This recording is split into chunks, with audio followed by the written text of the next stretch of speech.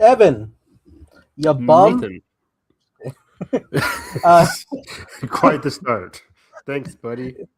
come out strong because Evan, it's episode number 190. You know what that Jeez. means? Big 190. You've been promising everybody you're going to do something special. Don't put that out there. No. 190, this just means 10 more till 200. Then I'll do something special. Then you should watch out. But don't write that down. I'm not making any promises. But yeah, thanks, buddy. But yeah, 190. This is crazy. What is funny, unless there are some double episodes, we should hit 200 by the end of Monarch season 2 because there's 10 episodes.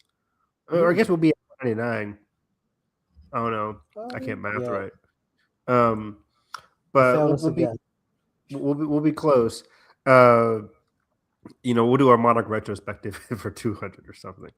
But yeah, we'll be very close. But this would be a fun stream. I didn't take any notes. I don't know if I took notes in my Monarch season 1 reviews when we did those. I think we did those. We did review episodes of Monarch season 1, didn't we? Am I making that up? It's been so long. But we did. Okay. We've been doing this for years. Pre-pandemic. Pre-pandemic. We were here before people were sick. Here before schmoes, no. Yeah, no. That was like 2012, 2015. Or at least when I started watching them. Anyways, just saw Scream 7. You're stronger than me, Draven. I saw Scream 7. I saw it. Nice. But yeah, nice. But yeah, I'm not. Yeah. I think I told Nate that I'll give it the commentary. I'm not paying to see it. That'll be fun. I think that'll be fun because we're both pretty big on the Scream franchise, and we'll obviously have fun going through it. But then if we do save 7 to where it's your first time, I think that'll be hilarious. Yeah, I just heard so many bad things. I'm like, what if I told you to see it? Oh, yeah, I doubt it. But it'll make for a fun stream. Like the what's the other bad movies you watched on it? We've watched a couple bad movies on the stream, so it'll be fun to watch. It's always fun to watch a bad movie, like Alien Paranormal Activity, Alien Resurrection. Some Paranormal Activities are not the best. Yeah, that one cabin one was dog shit, dog poo poo. Cabin one. The last one, the one that released on Paramount Plus. Next of Kin, was it? Oh, for Paranormal Activity. Yes. That was I was big sad about that one. Yeah, there was another one. I was just about to say. I lost my thought. Saw movies. There's been some bad. Yeah, I was gonna say Saw 5. Saw 5 is good, right? Or is it Saw 4? No. That's not good. Saw 4 is Saw 5 the bad one? No, because remember I like Saw 6. Saw 6 good.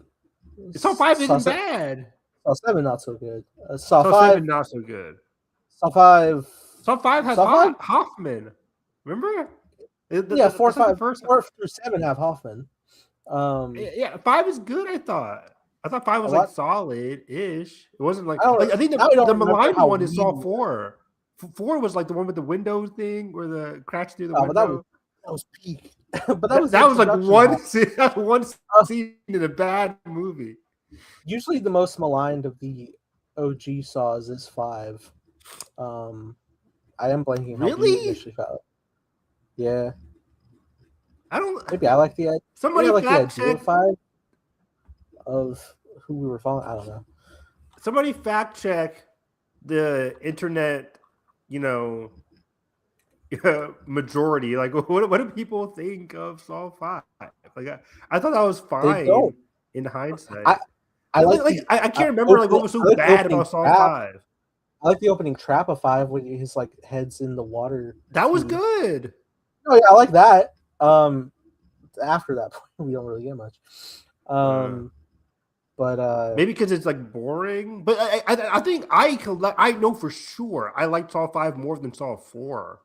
Saw 4 was a mess, right? People we're, were like, we are debating the bottom, by the way. yeah, but like I'll put 5 above 4, above 7. Do you have a list? Right? I don't make these lists. Lists are arbitrary, reductive. Oh, okay. Human beings are disease. I'm kidding. Says the one who makes a list for my 18 movies I've seen this year so far. I'm up to 4. Nice. 2 movies a month. It's March. I mean, January was slow. It was pretty good January this year. Pretty good January. Yeah. I mean, I saw 2 Sundance movies, but outside of that, I saw like 8. I will be catching Hoppers this weekend with the fam. But Evan, what I'm really excited to do is it's finally here, the Best Picture Showcase at AMC. All 10 Best Picture noms are going to be shown over the next couple Saturdays. I'll be there watching like 7 or 8 out of 10 for the first time. Very exciting. For the first time? Yeah. Nice. What are you watching for the first time? You've not seen Hamnet yet? I've not seen Hamnet yet. Wow. That'll be playing the new one. That's exciting. I haven't seen Train Dreams or Sentimental Value. I've not seen... Train Dreams on Netflix. Are you saving to watch it on theater? Yeah, they worked out some deal that's going to be playing in theater. Same with Frankenstein. Haven't seen that either. Exciting. Good movie. Yeah, I need to watch Train Dreams. I still have not seen Train Dreams for some reason. It's on Netflix, and I'm just like, I'm good. I haven't seen F1 yet. But I was going to. I was in the theater for it in IMAX, and then the projectors messed up, and everything shut down. Yeah.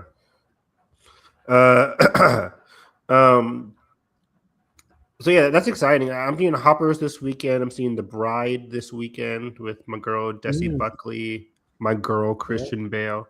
I'm kidding. Yeah. The Prestige. The Prestige himself. Yes.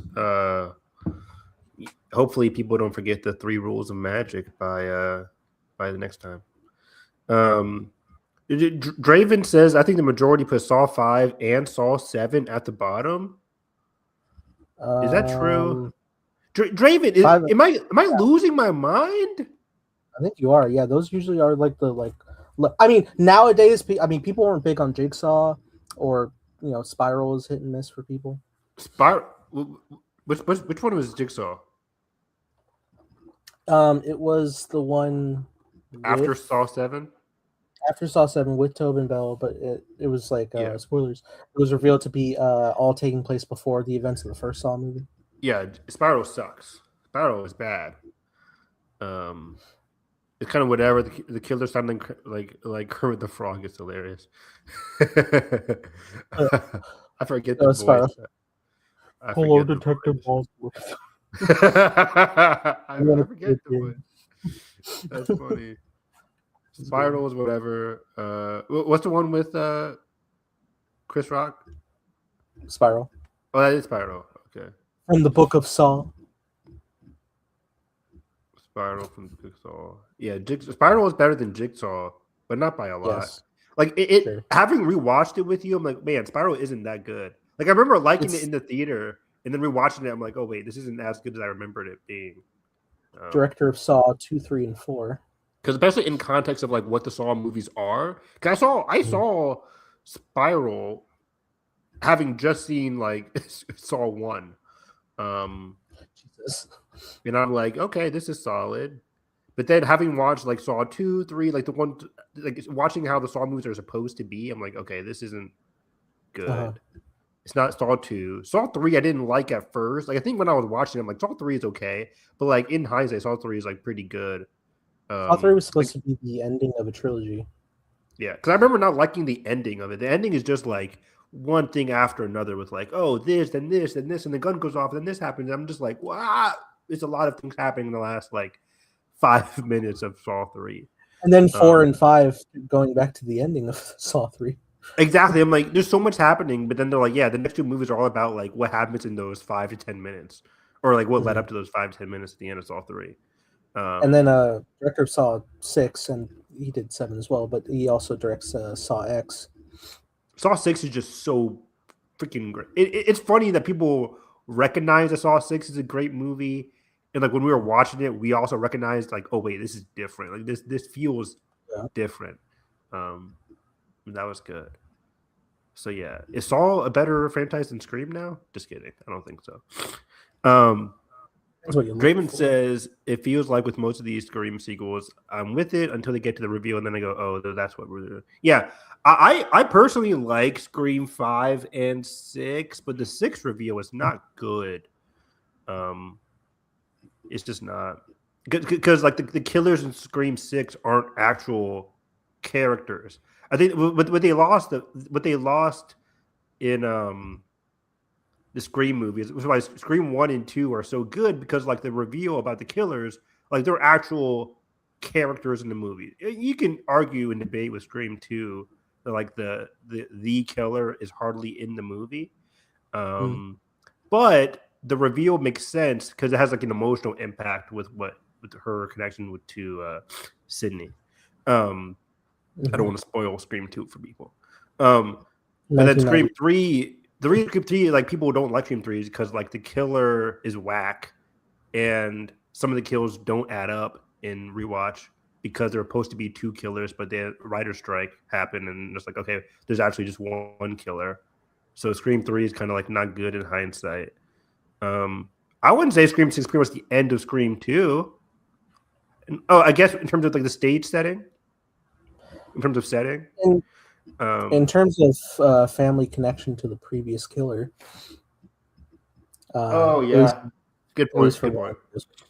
Yeah, good point. But yeah, I mean, like, that's why I like the Scream 5 same motive. Yeah, that's what Nathan said. Yeah, Scream 5 though has a great killer reveal because they're actual characters, but the movie around Scream 5 isn't as good as Scream 6 in my opinion. I think I like the Scream 6 like plot better than Scream 5, but the killers are better killers. Which is why Scream 4 is like the perfect movie, because Scream 4, the killers are actual characters embedded in the story, have a great connection to Sydney, some inventive kills. It's very twisty and funny. And yeah, the main Scream 4 killer is my favorite killer in the franchise for a reason. Oh yeah. Sorry for all the Stu Mocker fans out there. I heard he's back in Scream 7 somehow. But I can't wait for Scary Movie. I wonder, are Scary movies are they good commentary? Because I've only seen like parts of one, and that's it. I haven't really watched this franchise. Me either. I want to. And I imagine they are. I mean, they're comedy movies. I think we would have a riot. You think we'll have a good time? Okay. Yeah, I think the first 3 are held really well. 4 and 5 maybe not as much, but I'm sure we'll still like laugh at absurdity. And then 6 is coming. We haven't done a lot of comedies on our commentaries besides like we did 28 years. What is it called? 22 Jump Street. 28 Jump Streets later, yeah. Yeah, 28 Jump Streets later. You guys would not survive Scary Movie 5, Draven says. Well, that sounds like a challenge. Yeah, is it because it's bad? Probably. We watched we watched the Jump Street movies. We watched Dungeons and Dragons. Comedy, action, fantasy, adventure. That's bad. For straight comedy, yeah. Yeah. But yeah, Draven, the opening of Scream 6 is lit. Like, who gives a fuck about movies? It goes so hard. I remember being in theater for that. I was like, oh shit. I think that's why I like Scream 6, because that energy from just that line carried me through like the entire movie. I was like, oh wow, this is really cool. And then you get to the movie, it's like it's solid.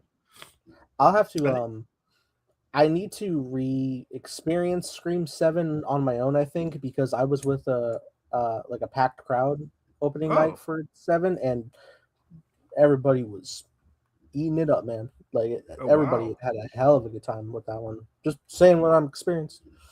Yeah. Made a lot of money. It did. It keeps seeing the reports. The franchise has now just crossed $1 billion collectively. That's a headline for you. It's okay. We're getting distracted. The fifth one here is made up of people who made epic movie disaster movie Meet the Spartans and all that. I watched Meet the Spartans, like my first spoof movie, and I liked it. And now I'm like, how did I ever like that movie? Granted, I was like what 8 or 9 or 7. I don't know when that movie came out. Yeah, that was an era of when spoof movies were very like fall off, and just like we're just kind of like making pop culture references in absurd raunchy ways as opposed to actually like having clever comedy with it. Meet the Spartans was 2008. I was 12 and I liked it. Man, I had a bad taste in comedy. There are good spoof movies out there, like Spaceballs and I've never seen it. Yeah, was Naked Gun. Those are fun. Things like that. I've seen The Clothed Gun, but not Naked Gun. The Clothed. Yeah. Get it? Because naked. Okay. Everybody, look at him. Look at him and don't say anything. Nathan, you're supposed to laugh at my joke. That's what podcast partners are about.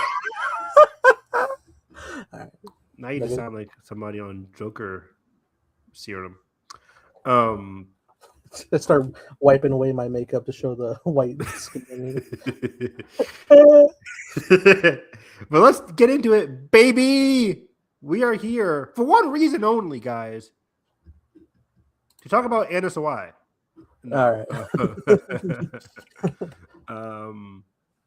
I had a friend back in 2008 who didn't want to see Iron Man. He didn't want to see Dark Knight. He didn't even want to see Tropic Thunder. But he wanted to see Disaster movie. Oh, that's not a. That's a. Are you guys still friends, Draven? Tell us. I knew Disaster movie looked bad. I didn't see that. I didn't go as far to see that movie. It looked really bad. I did not go to see these movies. Not my. But 2008, I don't know that. Did I see Tropic Thunder? I didn't see it in theaters. I don't think so. I would have been way too. I've never done a proper like watch through of Tropic Thunder. Oh, it's one of the best. Whenever I rewatch it, I'm like, how is this made? James says, no, we're not. Anyways, Nathan, what are your thoughts on Monarch Legacy of Monsters Season 2? Well, it was interesting because when I pressed play, the title Rental Family came up, but 2 characters were still in it, and I was like, oh. I did recently just watch a Rental Family with my sister, and I was like, what the fuck? They're both here. The mom and son from Monarch. Oh, I didn't even realize that. Yeah, they both work in the agency. Wow, you're right. Yeah. I'm bad at connecting actors, but yeah, he was good in that movie. Yeah. No, but this was a great like swing out the gate. Once again, Apple delivering that budget, and it looks for sure like the look of the whole show is once again top notch. I imagine it'll only get better for like the bigger set pieces. But it's really good to be back. I really like the reintroduction. I like the slow realization of how the present world is for Kay. I think that's really good stuff. I love the. I agree. Whole like dedicated mission that Kate has to bring Shaw back, despite what the agency is saying. I like that too. I like that a lot too. Yeah. Yeah, and the actual return itself, I think, is a great. I'm really excited for him to make it. Yeah, I'm really excited that we're doing it so early, so it's not like they're separated for too long, right? For sure. I think we talked about that in the trailers. Like, it looks like, okay, we had him make this noble sacrifice at the end of season 1, but he is pivotal to what's going on in season 2. And I think they made it into a very intriguing return where he returns, but it's like opening up Pandora's box for Kate. And I like that. I like that she is so willing to get him back, which is kind of shocking in a way. Not shocking, but just like it's an interesting character choice to have her so devoted to bringing back Shaw when in season 1, as we just watched, go watch our commentaries, guys. They have a very mixed and matched relationship, but I think everything they went through in Actus Mundi really had her change perspective on Shaw, Whereas, yeah, this guy nearly killed us with this cave-in Kazakhstan, and I nearly died, but we're in Access Monday, and seeing him be vulnerable to her own grandmother and Keiko really gave her a new perspective. And she's right. They wouldn't have never ever found their dad without Shaw. They wouldn't have got into like this position without Shaw. So he is pivotal. And again, he did sacrifice himself. It'll feel really shitty to just leave him there when he tried to save you when you fell down. So, eye for an eye, in a good way. And it just shows Kate's tenacity and her willingness to save people that are close to her and just close to the people that she likes too. I think a lot of it was predicated on this guy means a lot to my grandma who is back now and needs, she needs in Percy Jackson terms, she needs a mortal tether. Somebody to keep her grounded in a place that is so unfamiliar to her. I think Shaw is definitely a good friend for Keiko to have in modern times. We'll see where that goes. Can you hear my rain outside? Is it bad? No? Okay. Draven, do you hear anything? Wave. Draven's like, I should be paying attention. What? Draven's like, I only hear the voices. Like, hey, oh. So I like everything to do with Kate's character, and yeah, she did a big oopsie in this episode. But I like that. I like what. Spoiler alert, Nathan. I like when my characters are flawed. I like that. It's great, especially there's a lot of Korra Aang discourse on the TL these days. I don't know if you've seen it, but it's pretty bad on my. It's pretty bad on my timeline. It's pretty bad these days. Anyways, what was I gonna say? I like it. I like that Kate made this big screw up. She unleashed hell again. She opened Pandora's box with Titan X now out in the open. Made for a very good comedic moment with Kong, like repeatedly looking up at the helicopter, like, "You fuckers, why'd you guys do what that? did you do?" Like, what did you do? Like when it went out into the water and he like splashed, he was like, "Fuck, I can't swim." I really like that moment. He's like running after, like he's trying to stop it from getting away. Like he realizes this is bad news. I love how we've gotten great characterization of the kaiju within this universe and how it's still holding strong. I agree. And especially as we get different recontext around Kong's actions in the opening, where he's just like flattening people. You're like, oh wow, he is pissed off. He is angry. Yeah. Then at the end of the episode, it's like, oh no, zoom into hands. Like we see the small beetle scarab like kaiju. He's just trying to squish that. And if somebody's in the way, sorry, Bob. Sorry, Billy, but you got to go. Not our Billy, but but anyways, I like seeing the recon. Like, hey, Kong isn't just an aggressive gorilla, whatever, and he actually has he had a purpose. Like he was trying to make his island, a bit more safe, and he knew the issues to do with the portal and all the chaos to Access Monday and Hollow Earth. So that was great. Again, great characterization from Kate and Kong. But again, I think the star of the episode here is Keiko, both in the past and the present. And Nathan, we're so back. We get our 1957 trio that I missed so much. Oh my God, Nathan, I miss them so fucking much. They're great. We get the messy. Okay, so let's dive into this. They go to Chile. They're in South America, right? Chile, I was right, Chile. Okay, yeah. Driven says he's not like Godzilla, who just wants to beat everyone's ass on sight. Yeah, Godzilla don't give a fuck. It's very funny. But he has a purpose too.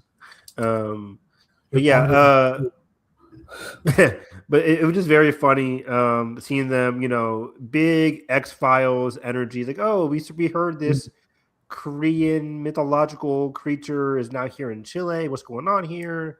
They go to Chile and instantly get like idiot Bill Randa. Let me just take a photo. What's going on? Like, what are you doing, Bill? What are you doing? Well, how do you know it's like, oh, they worship this as a god now? But you just don't walk up in a bar, people looking like he had no concept of reading the room. I don't care if that's like a picture of freaking the title of the bar. You're not taking a photo when people are just staring you down in an unknown country or like unfamiliar country. It's like you can't even speak Spanish that well, dude. Like, come on, stop it. So that was just very messy from William there. But it was just so funny seeing them all together, trying to discover like why do they hold this scarab or this beetle, this kaiju basically in such high significance. And I think they explained, one of the women, the bartender there, I think, correct me if I'm wrong, Nathan, like she explains how this kaiju brings forth like a great harvest, like every once in a while, really. And they revere it so much so that it's on like their tattoos. They have it on like their cave drawings, right? It's a very rare creature, but they seem to revere it for some reason. But this very same creature, this is the same creature that we get in the present day, right? When they're on Skull Island. No,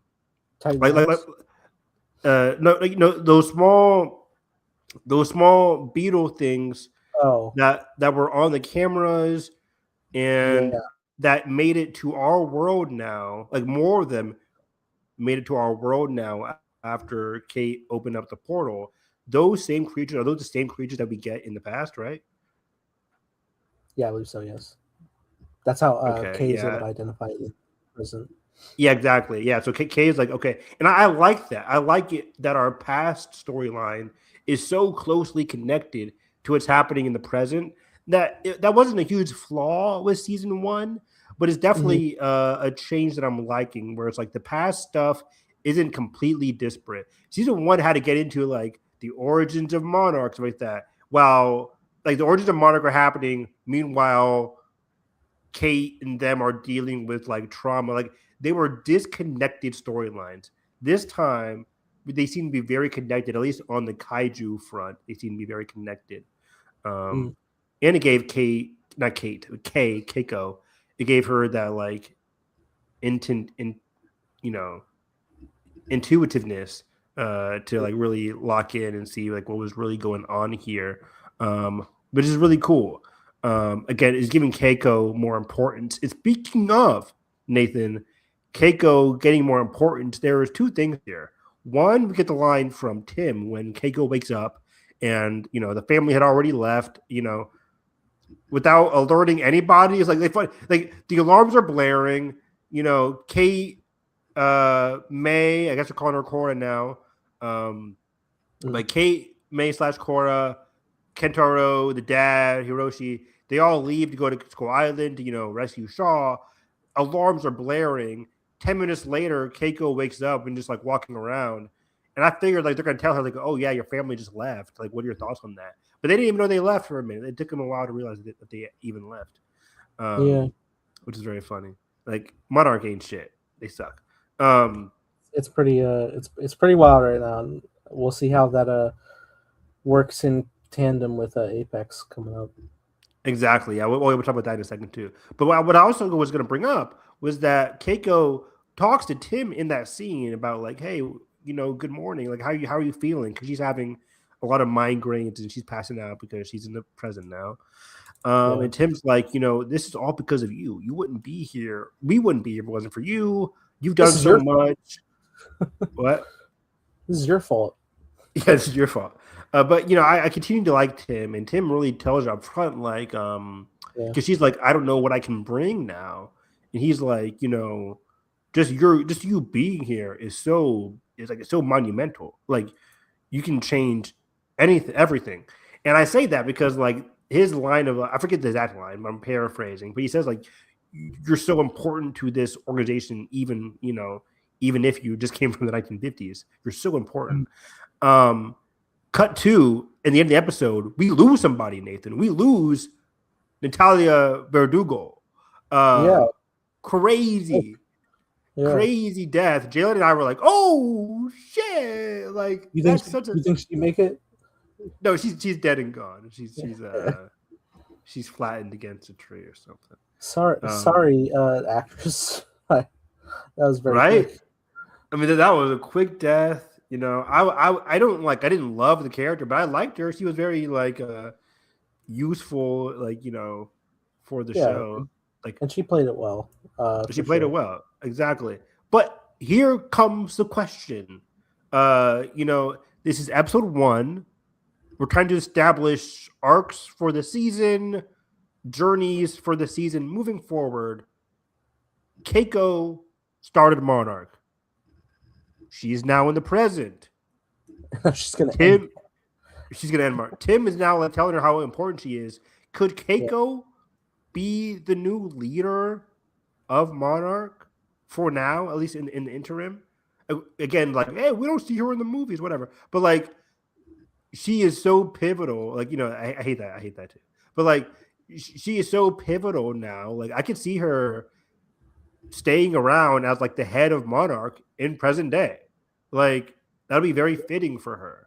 And, you know, it'll give her a purpose. This is your baby, right? Like, even Hiroshi's, when she wakes up, Hiroshi's like, hey, this is Monarch. This is your legacy. You know, roll credits. A monster. Yeah. So very, very impactful death that could have a lot of implications for Keiko's arc this season, possibly. That's just something to keep an eye on. Like, who is going to lead Monarch? Or it could be Tim. Give it to the white guy. Right. You know, this was originated by not a white person, and now we'll get to the right hands. Exactly. As that would say. I would not say that. No, I think Keiko is like highly likely to take over with help, right? Because navigating this new world, maybe she does it with Shaw. Shaw and, you know, her son Hiroshi's back in the play now too. We'll get to him in a second, but like he can help her out. Like he has a strong connection to her already in terms of like, I don't want to lose her. So I would absolutely love that, and I could very much see that being the case. Hiroshi, though, we get a bit more. We finally like, hey, why 2 families, Dad? And I love this, Nathan, because we, you know, Jalen and I were asking ourselves like, what's gonna happen? Ever since the end of season 1, it never got answered. Even with you, like we've talked about so many times about like, is season 2 just going to brush over it and just move on? But I like that they're settling it here and now. It's the premiere. I'll give you the answer. It's not the perfect answer, but I like that though. I like it. I agree. I like that it's not like this grand like idealized thing of like, oh, I had no choice or like it's just circumstance. It was like just no way about it. He made not the best decision, but he's human about it. The way he's explaining it, he's like, nobody like intends these things. It doesn't make what he's done right, but it does like clearly you understand why he made the choices he did, and we as viewers who have now gone through a journey with the results of his actions of having both families, we can at the very least sit with the positives that have come out of that, in the fact of now there's these 2 families have come together and have formed a bond. Exactly. I couldn't agree more. Like it felt very natural, human. We actually get to see him be vulnerable, which we haven't really seen. We saw him be vulnerable with Kentaro when he's like, "You're lying to me. Kate's not dead," which is very special. But now we're finally getting to see him be vulnerable to Kate, and I like that the episode is all about like Kate being wary of her father. She finally has him in close proximity, but even then, she's struggling to talk to him. But yeah, like when she finally does, he's like, you know, I met Kentaro's mother first because we had such a close connection to Monarch. We saw her in the flashbacks in episode 9 or 10, whatever it was, when Shaw wakes up and Hiroshi's talking to like that nurse who's with Shaw, like that was Kentoro's mom, and they have a close connection from like the Monarch days, the early Monarch days, and that's when he is, and we kind of see this in Hiroshi's character, the little that we get of him in season 1. There are two sides of him: the pencil shaving, the must find answers at all cost kind of character is still there, and he is so devoted to Monarch. As much as he says, like, my mom and my family left me because of Monarch, and I hate them for it. There's a part of him that still was like, I have to continue it, and it's like an itch that he can't really legit scratch off with the pencils. It's very fascinating. But then I like that he says, outside of that, though, being with your mom, being with Caroline, Kate's mom, he got to actually be himself. Not that he really wasn't himself around Monarch, but it gave him a chance to like breathe and be somebody else outside of Monarch, outside of his like familial obligation that he felt that he had to do. Like, he was actually able to breathe, relax, and have this moment of like internal peace when he's with Caroline and Kate, and be somebody outside of like the weight of his family. Right. And I really admired that. I mean, I don't admire it. I respect that he was able to be vulnerable with Kate here, and admit that. It's like, this is it. Like, we're good. We got our answer, and we can move on now. And I really like that. Yeah, totally. Strong character moment. But did you have anything else, Nathan? No, nothing in regards to that. I know we got a big season ahead of us in Conflict, and we'll wrap up this episode first. But I do want to also say, we talk a lot in the realms of Marvel rumors on these pods, but I have heard rumor info about the new movie, Godzilla Kong Supernova, that I think are some interesting tidbits of what is a part of that film, if we wanted to go over that. 100%. I just remembered one last thing about Monarch's episode 1. We do see, I was kind of confused about this, because like when they get saved, we see Natalia there, we see Monarch there, and I'm like, are they erasing what happened in the finale? Because didn't Apex save them? What happened here? But then quickly we get an explanation that like, no, the Apex lady is there, and she kind of like admits that, hey, the Apex was doing something, Monarch came, and Natalia was like, what were you guys doing there? Like, I got so upset. And then the Apex lady was like, hush, hush about it. And then we see her leave off.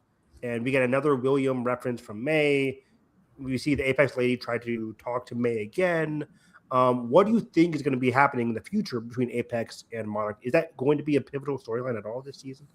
They're at least setting it up for something. Yeah, I don't think it's going to be a thing where the two of them team up. I mean, there may be a circumstance where it's like they team up resources to function Godzilla and Kong toward taking down Titan X, but in the end, they're gonna definitely go their separate ways. And I think along the way, Apex is gonna garner their own stuff and secrets, and they're gonna use that to fuel their project of the Mechagodzilla of it all when we get down the road there. For sure. As soon as I asked that question, I agree with you. I think that they probably want, like, Monarch's like, we got to stop Titan X. Like, play it simple, we got to stop Titan X. Apex might be like, yeah, we got to stop it, but at the same time, we need some of Titan X, like, DNA or some kind of, like, attribute to fund their reach. Because they're a very, like, money talks kind of company. So it's like, I think they might use it for their own nefarious ends. Meanwhile, Monarch is more just like, we got to put a stop to this monster.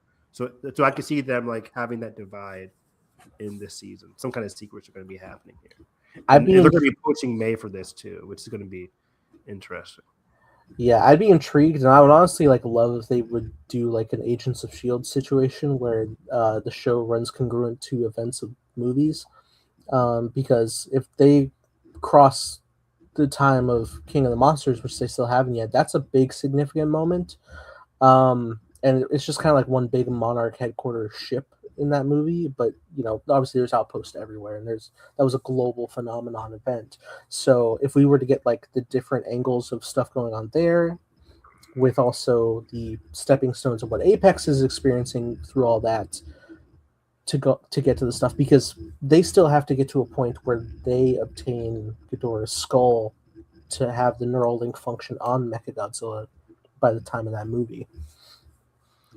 Yeah. That's so far away though. Like 2 years, yeah. But 2 years is for.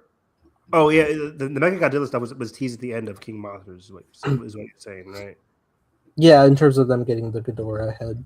Okay, yeah. But yeah, it is 2 years away, and we'll end off with this. But like, I was watching an interview, and they said like it was like Kurt Russell and them. They're like, "Oh, that'd be a funny season 3 idea. Don't give them ideas." I'm like, season 3? Like I was fully confident that this was like the end of Monarch, and then they're having the they're having the Wyatt Russell spinoff, which is filming like this summer. So we could get the Wyatt Russell spinoff next year, but I'll be very interested if they do have plans for a season 3. I was just assuming this is the end of Monarch because it's such an expensive show. But yeah, like we could have season 3 connect highly with King of the Monsters, which could be really fun. And all that kind of stuff. But yeah, let's go into some Nathan rumor mill here. What do you have for us from Godzilla X Kong 3 Supernova? I say 3 because they've met 3 times now. Right? They fought, and then they have the New Empire, and now Supernova. What Caitlin Deaver, my girl, she's in this. That's right. So, and Jack O'Connell, I heard. Jack O'Connell's in this? That's what I seek from these reports. Nice. And Sam Neill. Oh yeah. Yeah. So what's the rumor here?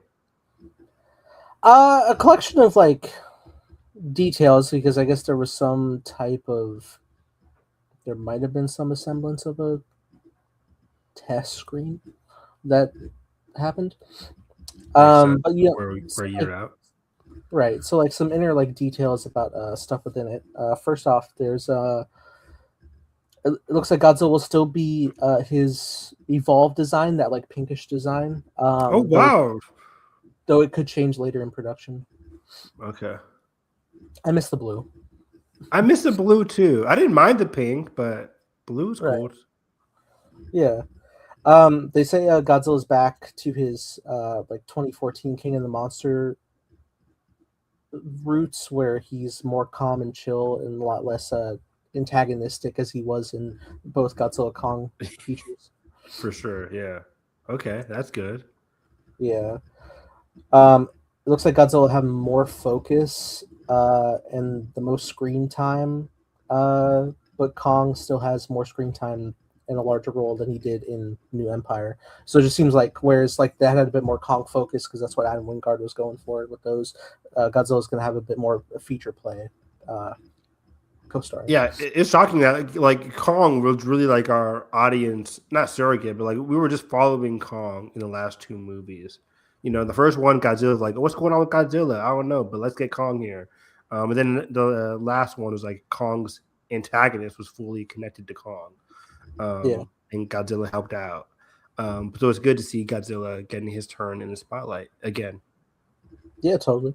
It looks like we're going to get a return features of both Suko and Shimo from the last movie. Suko is the baby ape, and Shimo was the white crystal dragon, the ice dragon. Didn't that dragon die? No. They beat its ass though, right? No, they beat the skinny orangutan villain.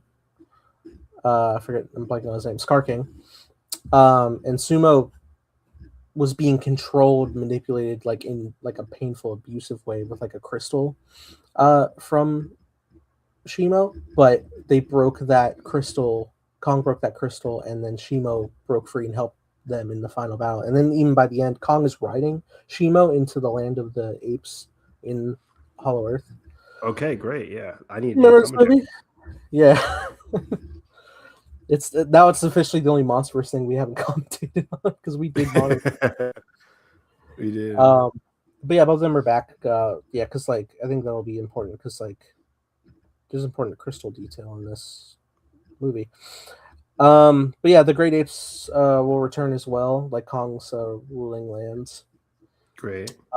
This is interesting. Monarch has a rival corporation named Eden, spelled EDN. And Okay. it's also said in plot that Caitlin Deaver works Monarch while Jack O'Connell works at Eden. Enemies to lovers? What's going on here? Maybe, who's to say? Or he's that asshole. Yeah.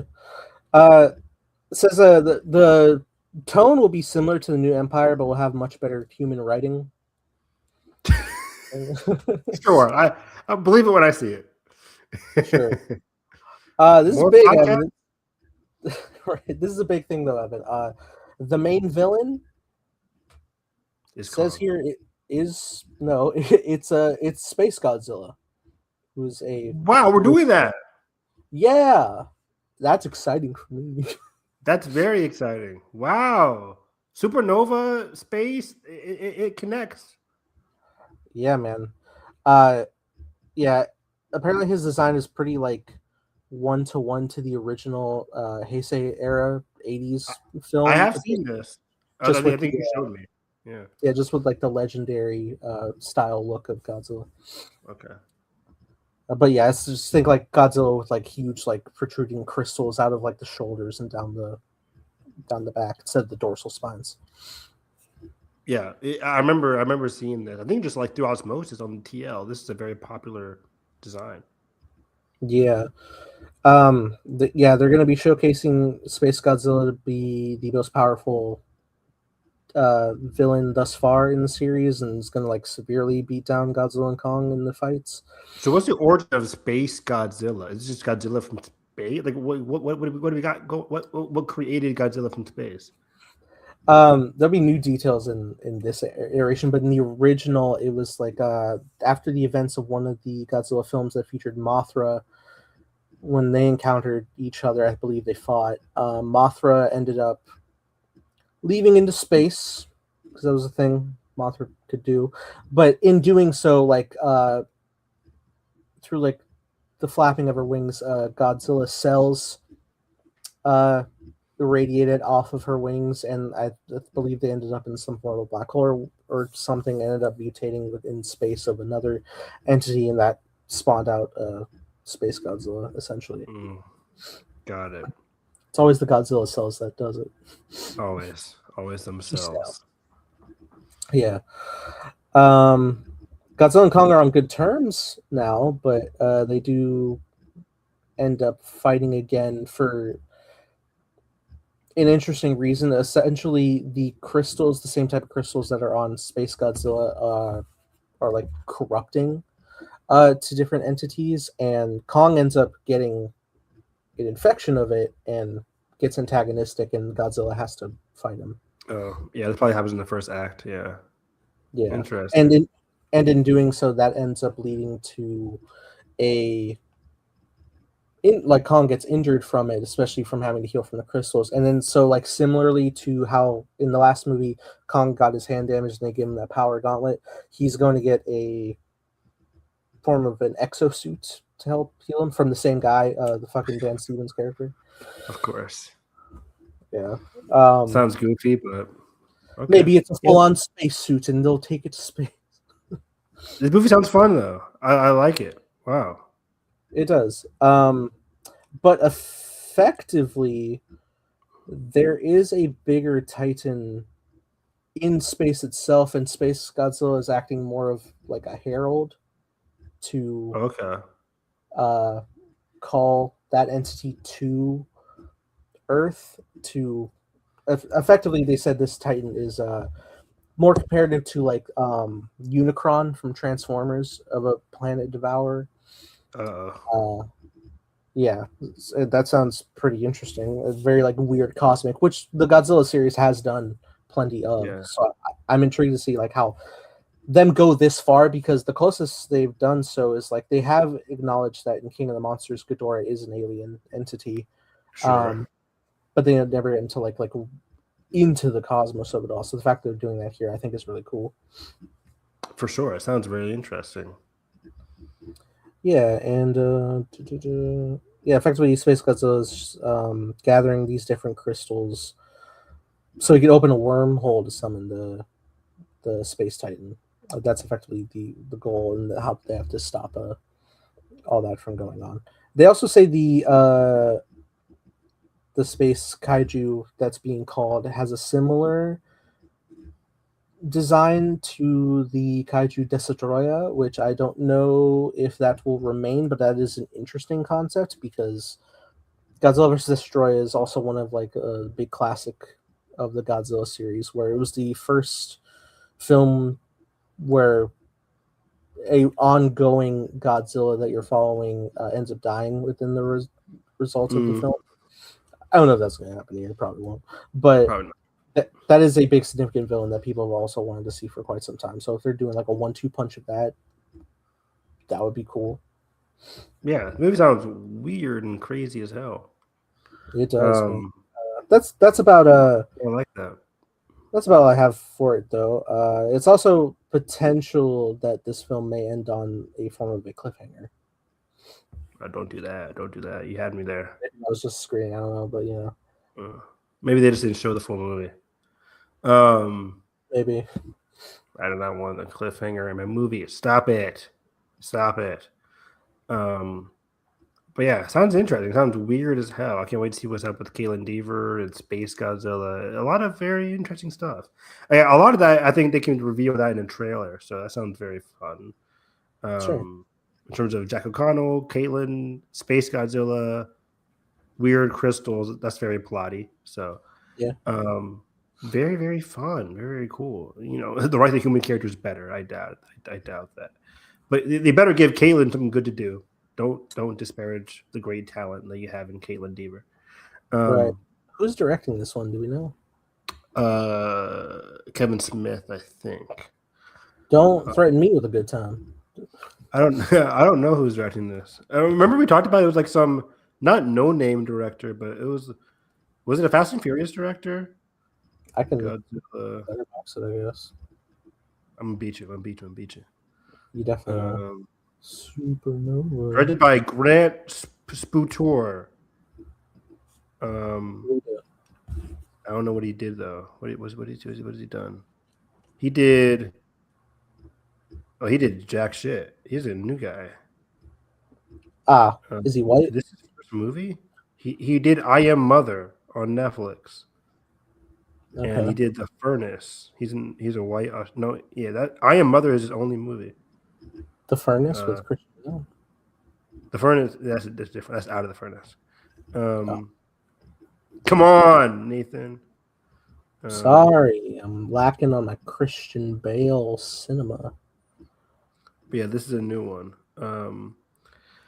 But yeah, it has some fascinating. And then to end off our Godzilla stuff, there's new information about Godzilla -0, which is, you know, wow, Nathan. Okay, nice. No, I did not see this coming. Which is, you know, one of our favorite movies of 2023 of the decade. Really, it's just a perfect.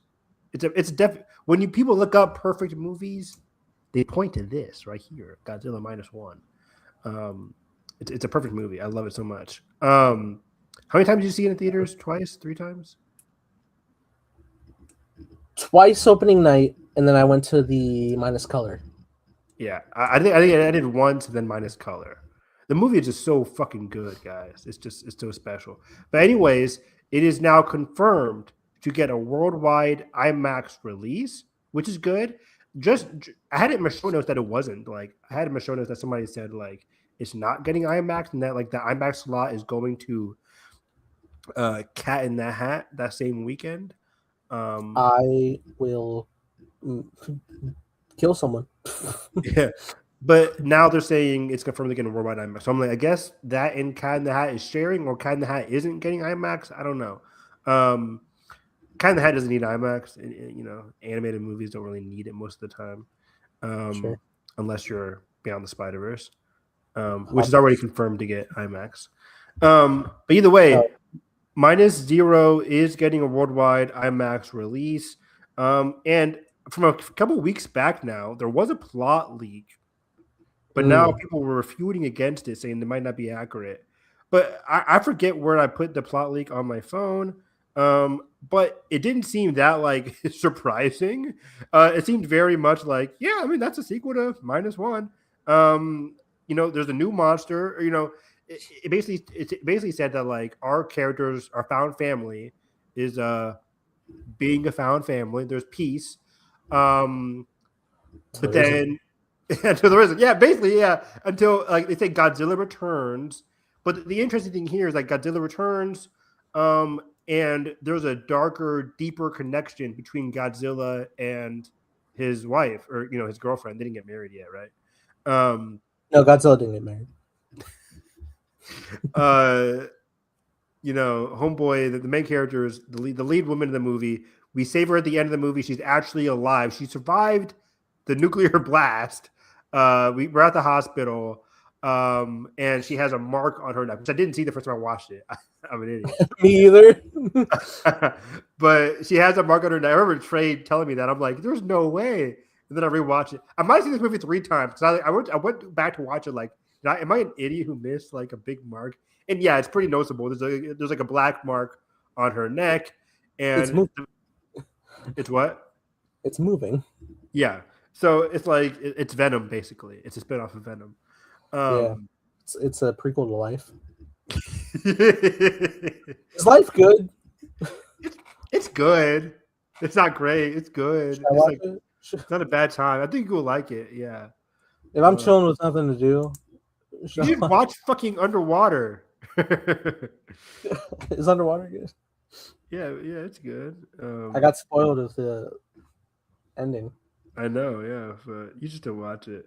But either way, I was looking at that specific things like film appearances, and I was like, oh yeah, films that have this thing, and then it was like Underwater. I was like, what the fuck are you talking about? But anyways, yeah, like this like darker connection is explored in this movie with her. Still takes place in Japan. I think they say it's going to have a bigger scale, so it might be larger than just like this city here, which we were in for -1. So it might have a bigger scale, but it seems pretty tame. I like that. Do you think there'll be a time jump? Yeah, like if they're still living as a family, I would say like a year, maybe 2, could be 3, could be 4. Yeah, I saw a lot of people hopeful of what the second kaiju could be. A lot of people were pulling for Anguirus, which I would love to have. It's been a long time since we've seen him on the big screen, since 2004, and he was the first ever kaiju that Godzilla fought in his original sequel. So that would be cool. That would be really cool. I also like the idea because this was also like pitched around the idea before the first -1 came out, of if you just had another Godzilla fighting Godzilla. I feel like that would be an interesting thing to see. Like, not like a Mechagodzilla situation, just like here's 2 of the same beings, but they're at odds. That'd be cool. It would be destructive as hell, but also like, no way you can stop Godzilla. It's with Godzilla. But yeah, like Godzilla's such a evil character in this universe. The worst. The worst, right? Like, so are we going to have him battle another character, another monster that's like equally bad? Like, do we just got to take out 2 monsters now? Like, what's the dilemma going to be in this movie? Like is there going to be like the appeal of like let them fight? Is that like, hey, you know, Godzilla's not actually a bad creature. Let them fight. Let Godzilla do his thing, right? Can't really do that here. They're both like bad. Like if they're because I think the plot, like you're saying, it did mention like there's another creature coming out. So I don't know what's going on. Poor Anguirus always getting his ass kicked. Is that true? Sometimes he's he gets kicked around. He's like a spiky armadillo. Okay. But yeah, like, I'm excited. This movie, guys. Like I'm pissed. I didn't put this in like my most anticipated movie list on the Where Heartbreak Feels Good. You fool. Because I was like, I got to my number 10, and I'm like, oh my god, I didn't do -0. But I'm like, it's not coming out this year. I was like, it's probably gonna be early mid 2027. And then as soon as we end the podcast, it's like, oh nope, it's getting November 2026. I was like, oh shit, like that's a fast turnaround. Like for a movie that was like a hit success in 2023, they probably started writing it in 2024. Like it makes sense, but I'm just like, man, I don't know the turnaround for these Godzilla movies, at least in Japan versus here. I mean, so like they're pretty like yearly during all like the suit eras. So, but that was back in the day. But you know, technology has gotten better. Yeah, so I don't know. It's Takashi also knows like what he's doing with the VFX as well. For sure. I mean, I trust that guy for anything now. So they already have some assets. So is it going to win best VFX like 2 movies in a row? That would be. I want to see Gigan. Who's Gigan? Gigan is Gigan. You fuck. Gigan is how best to describe? Is he thick? No, he's like a chicken. Oh. He's like this mechanical space chicken looking guy with like a you had to fucking look him up. With razor hooks for hands and like a saw blade stomach. One of those crazy ass designs from the 70s. I have seen this. That looks cool with the hook hands. Yeah. Yeah, he got a modern update in Godzilla Final Wars in 2004, and that looks really good. Cyborg alien kaiju. Never change, Godzilla universe. Never change. See, they're weird from the jump, man. It's so good. But anyways, yeah, let's keep it moving. Yeah, this movie looks exciting. We should be getting a trailer. I don't know when the first -0 trailer came out or -1 trailer came out. I think it was like late summer. It wasn't that. It was like a short. It was like a trailer. Then boom, here's a movie. Yeah, we're kind of like at the mercy of Japan that way. Exactly. So we'll see. But either way, I cannot wait to see this movie.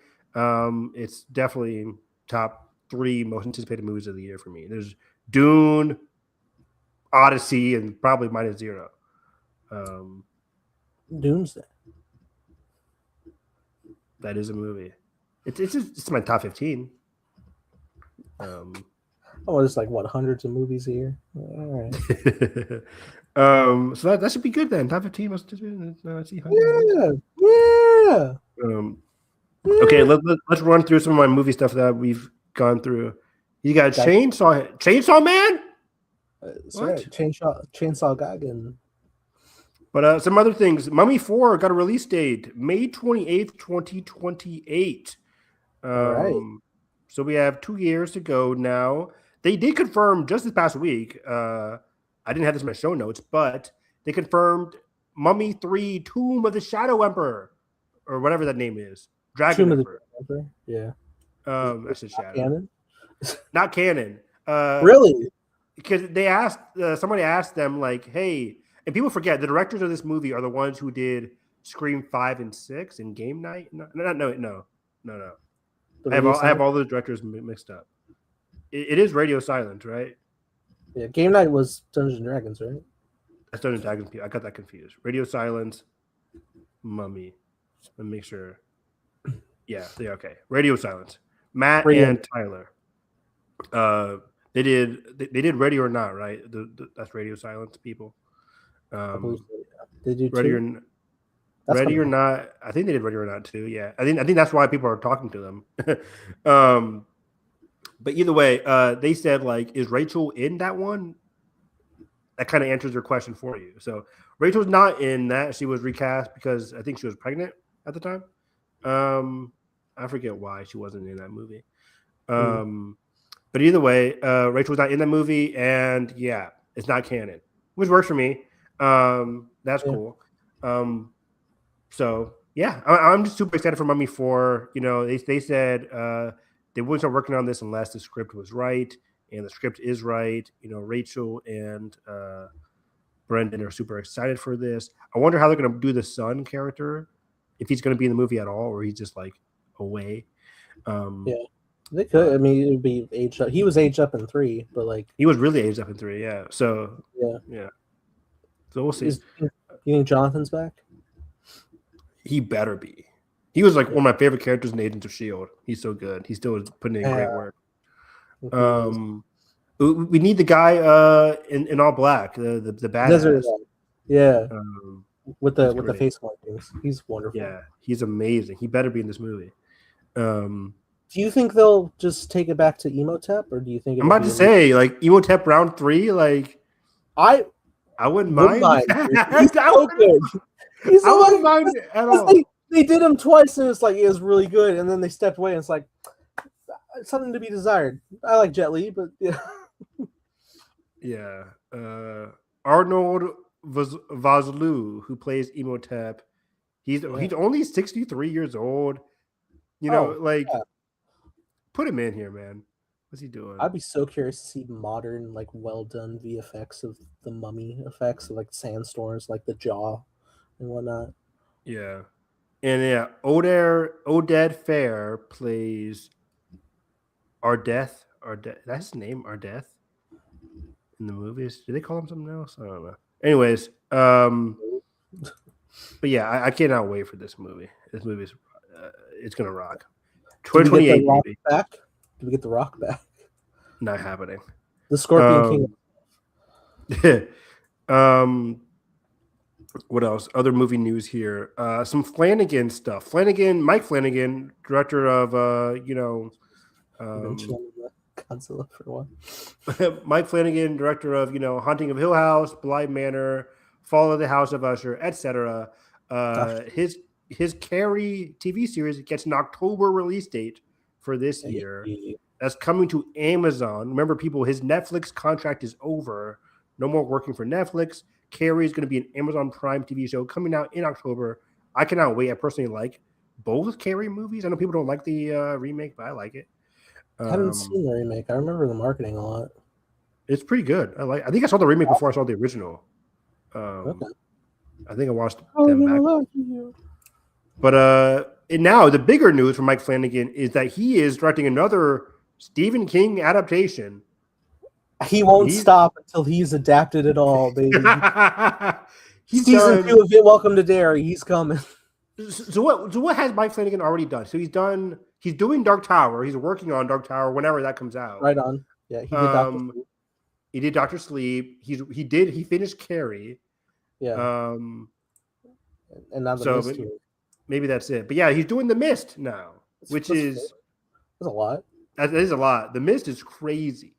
What a crazy! And this is the first time, because Mike Flanagan can like do no wrong to people in the horror industry and fans or whatever. But this is the first time people were like, "Wait a second, Mike, what are you doing here?" Because like the Mist movie is so beloved. Like even it's not that like it's such a it is time for remake. It came out like what 2004, 2006. Yeah, it's 2000. Yeah. So like early 2000s. So like it is prime for a remake, but it's so recognizable in the heads. What? So with Thomas Jane, am I right? Thomas Jane, yeah. And I remember I watched. I think I watched this on Where Heartbreak Feels Good. My first time watching this. You did, traitor. You did. Sorry. I wanted to catch your reaction to the ending of The Mist. You fuck. You can just edit their stream and pillage. I was gonna say, if you think they'll flag me. Right.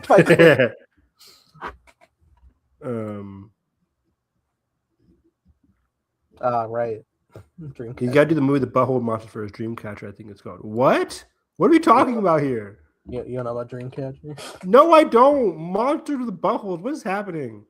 Should we do like Stephen King commentaries? Is this an actual movie or is this a book? Nope. They made a movie with Morgan Freeman, Jason Lee, and a number of casts in there. What is it called? It's called Dreamcatchers? Yeah, Dreamcatcher.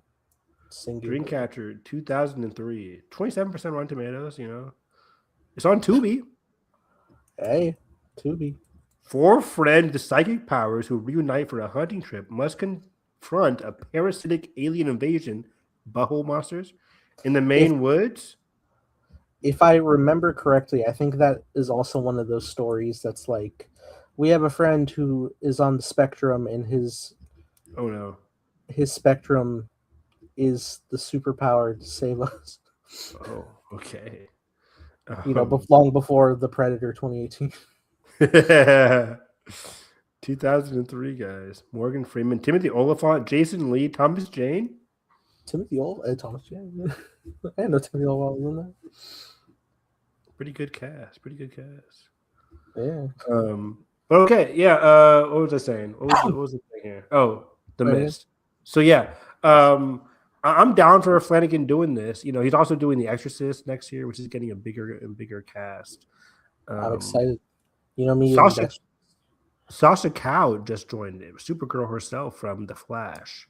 Hey. Just got cast in it. So this movie switching over to Exorcist. The movie now has Sasha Cow, Scarlett Johansson, Chiwetel Ejiofor, Lawrence Fishburne, Jacoby Jupe from Hamnet is playing the possessed son, or Jacoby, whatever, Jupe, and then there's some other characters in it, but it's a very stacked cast, very, very exciting, and maybe his wife's in it somewhere. Do we know if it has any connection to the original lore, The Exorcist? I don't know. I would assume this movie doesn't talk about the last Exorcist movie, and probably just has a soft, one of those soft reboot movies where it's it references the OG movie and that's it. Yeah, sure. That's it. But yeah, so that's all we have in Mike. So what are your thoughts on Mike Flanagan doing The Mist? Are you cool with this? Yeah, I'm cool with it because I trust the hell out of that man. he does really well. I did have a question about The Mist. Does the ending of The Mist, is that in the book, or was that made for the movie? That's my question. I think what I heard from the interwebs is that it's a movie only thing, right? Let me see here. Yeah, it's a movie only thing. In the book, I think he does not do it, and they just keep on roaming they roam in darkness and fear. Oh, okay. So less of maybe Draven knows. Okay. Draven, do you know if the original ending of The Mist, where had he waited a few seconds, things would have been different? Yeah. Does it happen in the book? I think it's that does not happen in the book. He does not. I think they just roam in darkness and fear. But that is a hell of because I think people are I think people are upset about the change, even though I like it because I don't read the book. But people are saying okay, the military could have just done it the whole time. Okay, the threat isn't that bad in hindsight. Yeah, people are like, oh, you didn't hear the tanks coming. Stop it. It's fucking supernatural mist. I think it works as a big emotional hit, especially if you're watching a horror story and that's so horrific to live with that, man. Yeah. So that's that. Other movie news. Right on. McKenna Grace is Daphne in Scooby-Doo, which is fun. Yeah, that's cool. She's amazing. She's pretty solid. Yeah, she was pretty solid in Scream 7, and she has a song on the soundtrack, which is really good. She's in Scream 7? Yeah. She's one of the friends in the friend group. Friends of the friend group. Nice. I wonder if she dies. I'm looking at Nathan dies. Does she die? I'm not getting anything from this fucker. You need to lock in. You don't know if she dies or if she's Ghostface, bitch. You gotta watch it. No, yeah. I feel like I would have been spoiled if she was Ghostface. I don't know if you could be spoiled if it was Ghostface. Anyway. What was I gonna say? So yeah, I am worried because this seems like a Origins Netflix.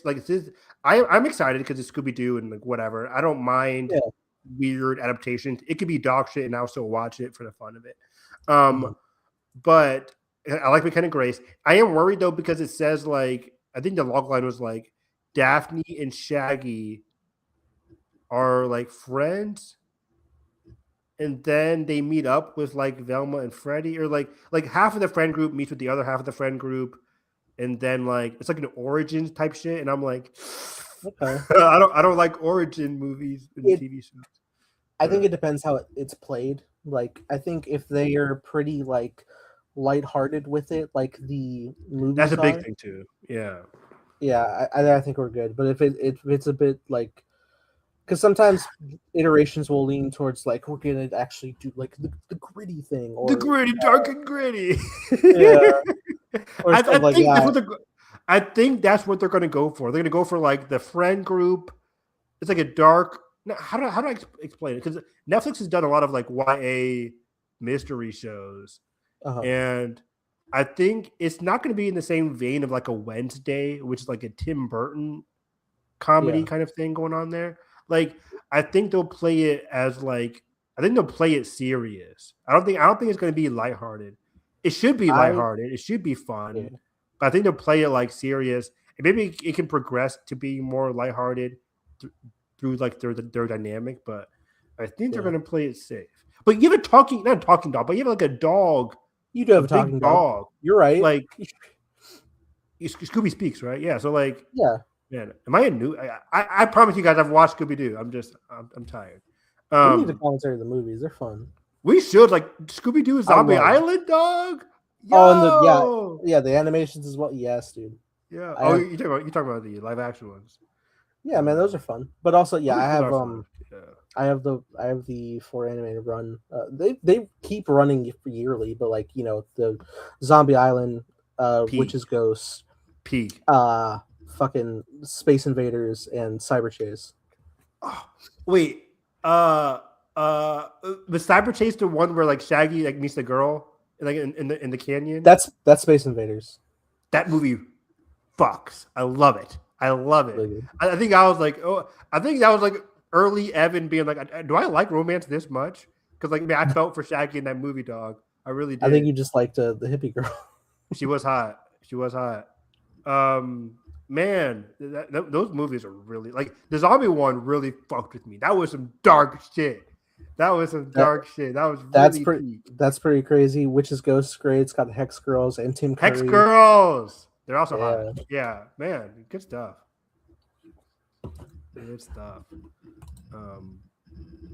So yeah. You guess you could do Blair Witch parody. I did not. I think it was called the Scooby-Doo Project. It was on Cartoon Network, I think, in the in-betweens of the episodes of shows. Funny little parody. Very cool. Blair Witch rocks. That's really cool, yeah. I've never seen Blair Witch. Yeah, that should be a thing, too. We should watch that. We should watch it. That is the pioneer of the like found footage genre. But okay, now the last probably hour of this is going to be some Marvel stuff. So a couple of weeks ago, I had the real quick, I just pulled up my bookmarks and I found the Monarch spinoff plot line. Do it real quick. The first Monarch spinoff show follows Lee Shaw, who was in 1984, who went on a secret mission behind enemy lines to stop the Soviets from unleashing a horrific new Titan big enough to destroy the U.S. and turn the tide of the Cold War. This project is focusing on Shaw, and filming starts very soon. Now, Evan. Yes. They made Shaw do this, and then they put him in that fucking home. That's what I'm saying. I'm like, that's fucked. That's fucked. Like, when did this happen? Like, that's crazy. And you can't do a thing where it's like, oh, the events fucked him up, and we had to like put him somewhere safe. Like, nah, put him there. They were drugging him. They were fucking keeping him complacent until he was like, "Oh, was any of this shit real?" Until you saw Godzilla on the news in 2014.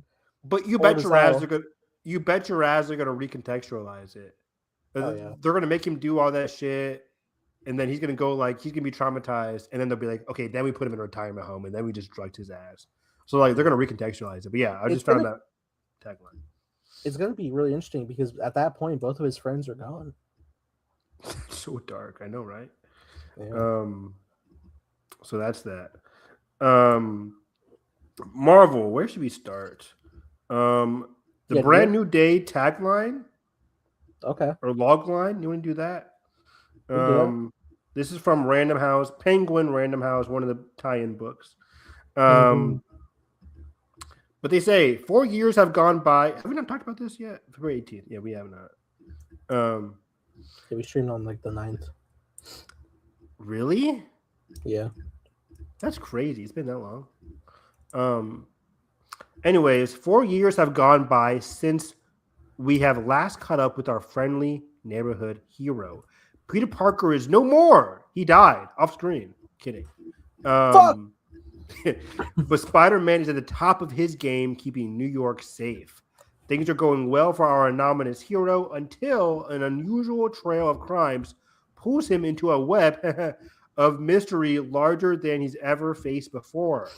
In order to take on what's ahead, Spider-Man not only needs to be at the top of his physical and mental game, but he must also be prepared to face the repercussions of his past. Dun, dun, dun. What do you do? What do you? Oh, I guess Scorpion. He fucking hit him with a car on the ferry. Oh, I was thinking of the time thing. Not time, but like the Spider-Man 3 Doctor Strange spell. Who's coming for him for that? Well, we do know like the Sadie Singh character. Like, remember in that leaked trailer, they were like, she calls him out as Peter Parker, doesn't she? She does, but she also like stay out of my way. So, but if she has any recollection to like his spell, then that could be a repercussion of the past, maybe. She might have knowledge because I have a rumor on that of who she is. Again? How many rumors are we gonna go through? Well, that's the funny thing, Evan, is like we're this close in the game. It's like I think if they're saying this now, it's probably this is it. Okay. Who's they? Is this Alex? This is Cryptic HD, Cryptic 4K, who Alex often corroborates. Okay. Yeah, I've seen him around. He does other stuff besides Marvel, so yeah.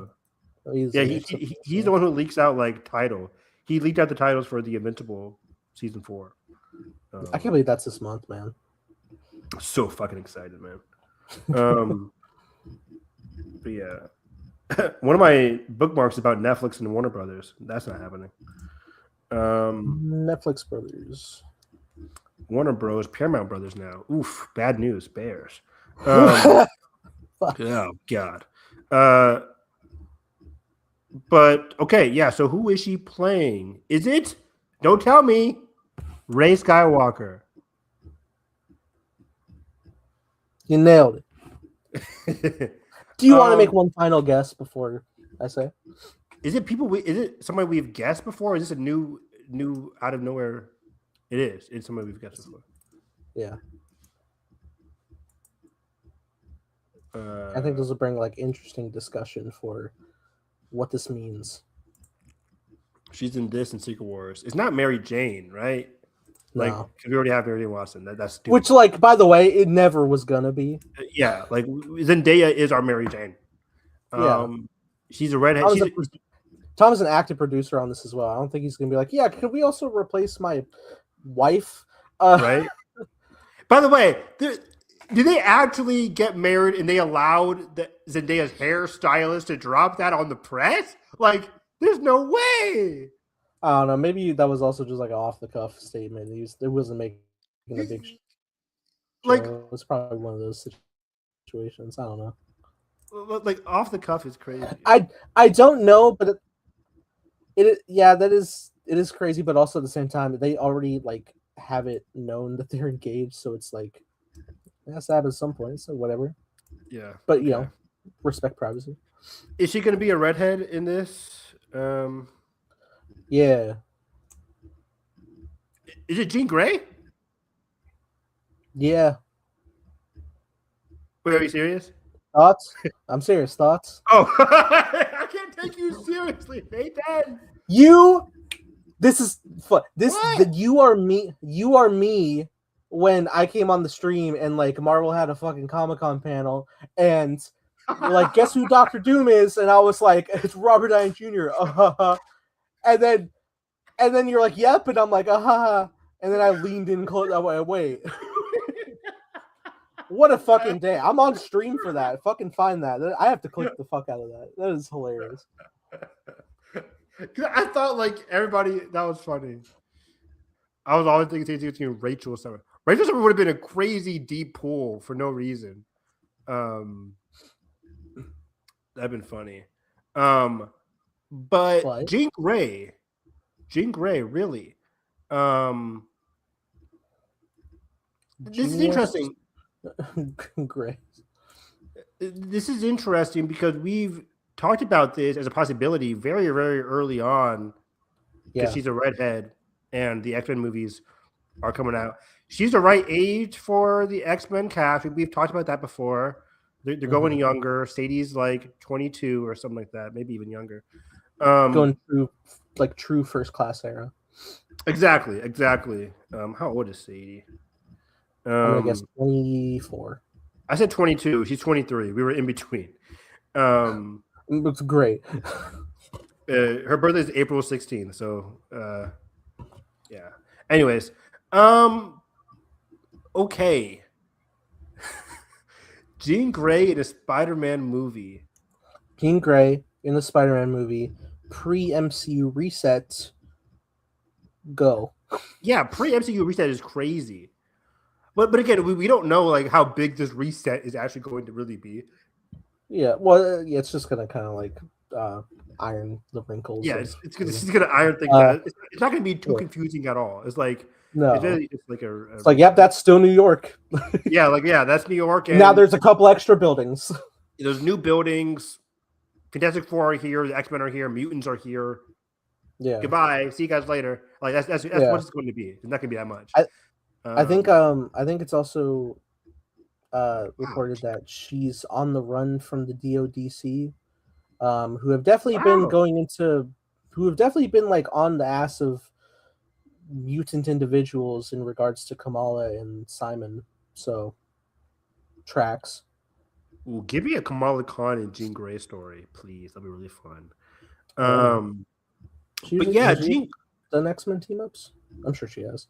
She has in the comics. Yeah. I would more say Jubilee.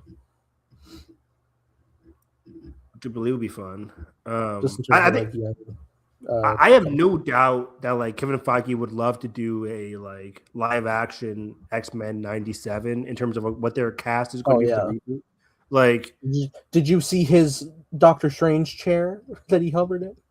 Oh, like minus Wolverine, who won't be in the rebooted movie. As far as I hope, at least, hopefully he's not in that. Like, just give us. I'm still over here. Draven says I'm still over here making a bet of people if we were going to see the MCU X-Men before we get the DCU Batman. We are. Yeah, probably. I think we're going to get casting this year because I think they're wanting to start production.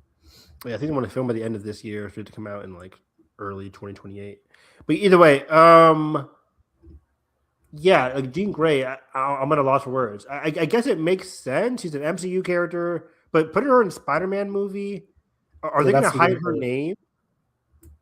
Are they just going to say like in the trailer like Jean Grey? Like, there's no way, right? Like they're going to be like, you should use your real name, Robin.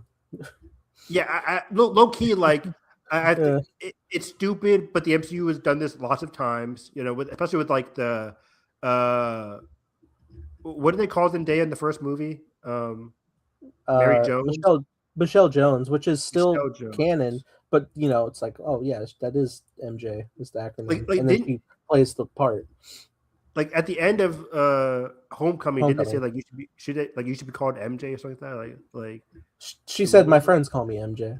There we go. Yeah, like I think we'll get something similar to that in this movie, where it's like, oh, there's a mutant on the run. She has psychic powers. She's going by like an incognito name. My name is Sadie or something, some bullshit like that. And then at the end of the movie, she's like, okay, Peter, my real name is Mary Jane. Wait for audience applause. Continue conversation. someone's gonna say, "Hey, you have good genes. Don't do it." Oh, Jean Grey. Okay. You Oh, have good genes, and you're pretty gray on the spectrum yeah, there. Oh, you have muted genes. no. Your genes look really washed out. Why are they all gray? But yeah, I mean, it does connect. Like we figured, he has some kind of like magical powers, just given like what she was saying in the trailer and that lead trailer. Like she seemed to be like not hovering, but just like I don't know. But also says she has a connection with the Punisher. Does Jean Grey have a connection with the Punisher though? Is that I was part false?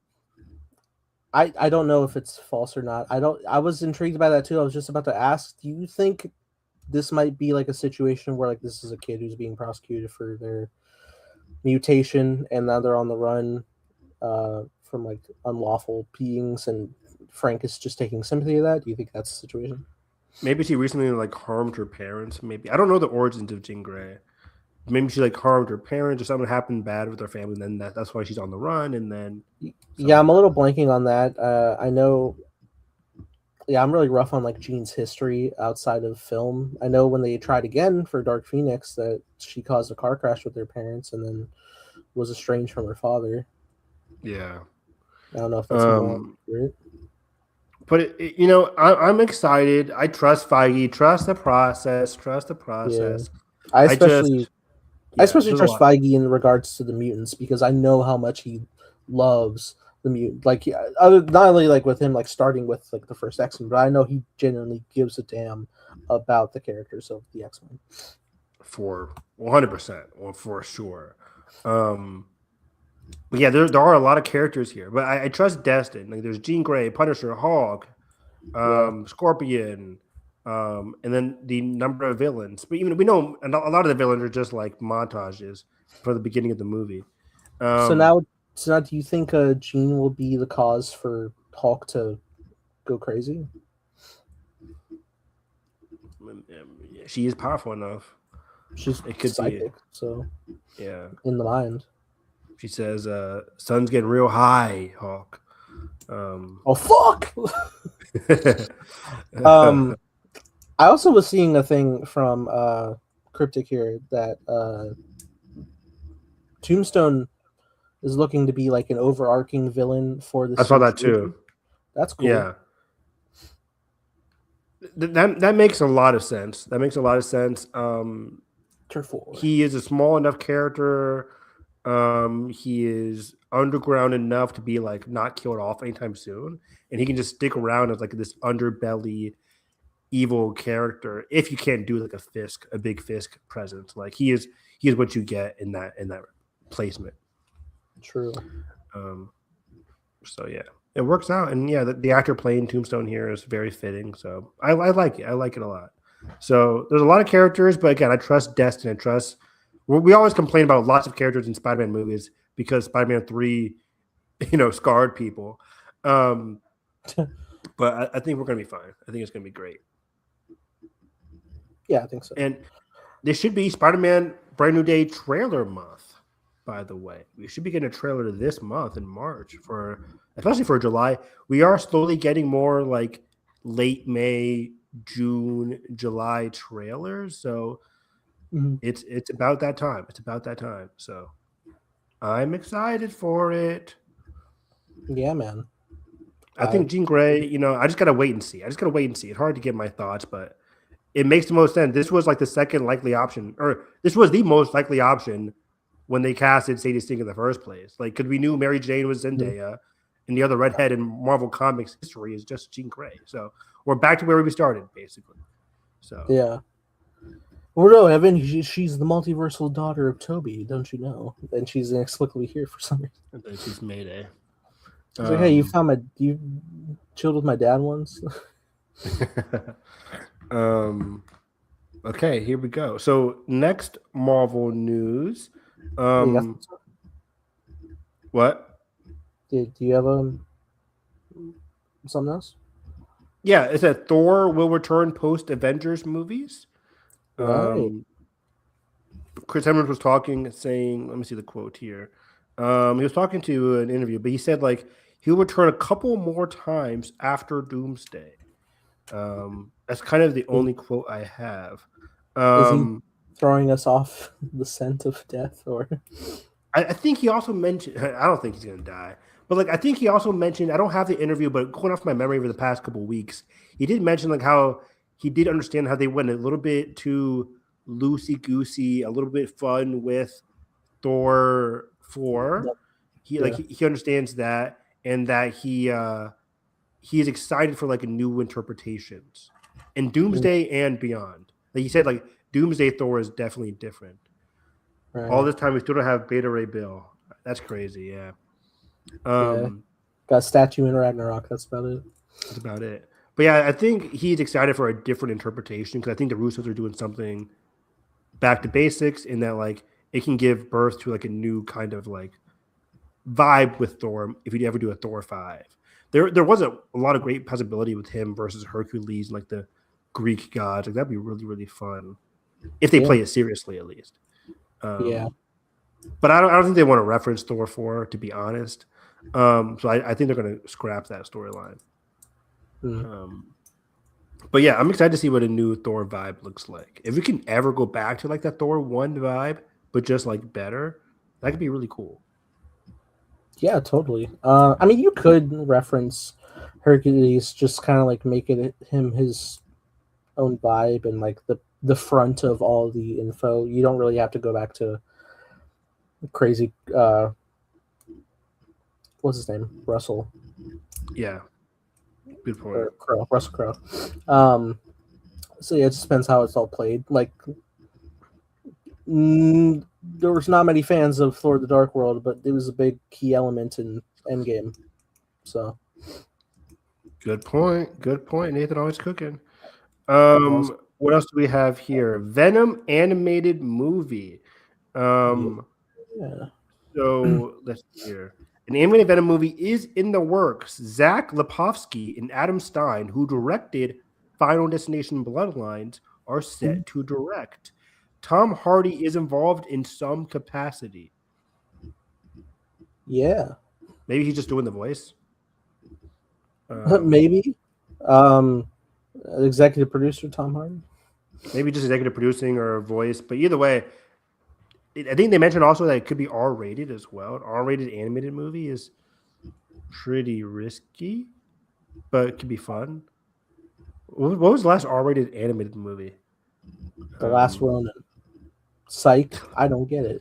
It's not happening. Well, it was supposed to be a live action, but yeah. Last R-rated animated movie. I don't know. We don't get them often. But they said like no writers attached right now, but they are opening up the writers' room. Maybe it doesn't say it's R-rated. Let me see. I'm going through the THR article. But like, yeah, the directors are known for making R-rated work because of Final Destination. Right. But yeah, so yeah, I don't see anything on rating here. So it might not be R-rated. It could be PG-13. Which again, the Venom movies were PG-13 too. So yeah, maybe they'll bring like a horror edge to it. Yeah, like one of like the first imageries of Venom, which was very unsettling, is just like this black mass in the dark and just this wide smile with the spider eyes. Like, oh my god, it's frightening. Yeah, there's a lot of great horrific imagery with Venom that could be very exciting. Oh yeah, there news that Sony wants to reboot. I saw that too, but that's a believe it when I see it. I don't know what they're really going to do. That wording is funny because it insinuates that they're going to reboot like specifically Madam Web and Craven and all that. But they recognize what they did wrong with those movies, so I'm like, I doubt they'll just do more bullshit. Yes, from the era that they have recently confirmed, like, yeah, we could have used Spider-Man at any point, we just didn't. Yeah. So yeah, I'll believe what I see when they say they want to do more of those. But yeah, but I will tell you, Nathan, I am excited. In contrast to my less than excitement for Venom 2 and 3, like an animated Venom movie does have me excited because I'm always more prone to animation in general. But I think like Venom animated can do a lot more creative stuff. And like I love Final Destination Bloodlines. Like if we can get more creative, horrific, and less like comedic focused as those live action movies, like we could get something special here. I think animation really works wonders for the symbiote abilities in general. Oh, truly. I think you could also just get really creative with like color work and basically anything you've seen in Spider-Verse, like from Sony. Because you imagine it's going to be Sony Animation, so Sony Pictures Animation for sure. Yeah, it's a good point. yeah.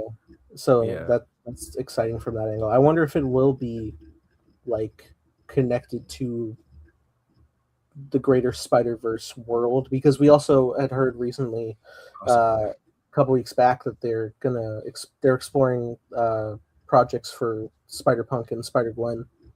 Yep, that was the next thing on the list here as we wrap up. Yeah, Spider Gwen and Spider Punk Spider Verse series are currently in active development. I just read the article again to get an active quote. They were talking about Project Hail Mary, but deeper in the article at THR, they did say they were asked, do you have any writers yet? This isn't Phil Lord and Miller. This was like the Sony head person. But he said, Yeah, do you have any writers yet on the Spider Punk or Spider Gwen spinoffs?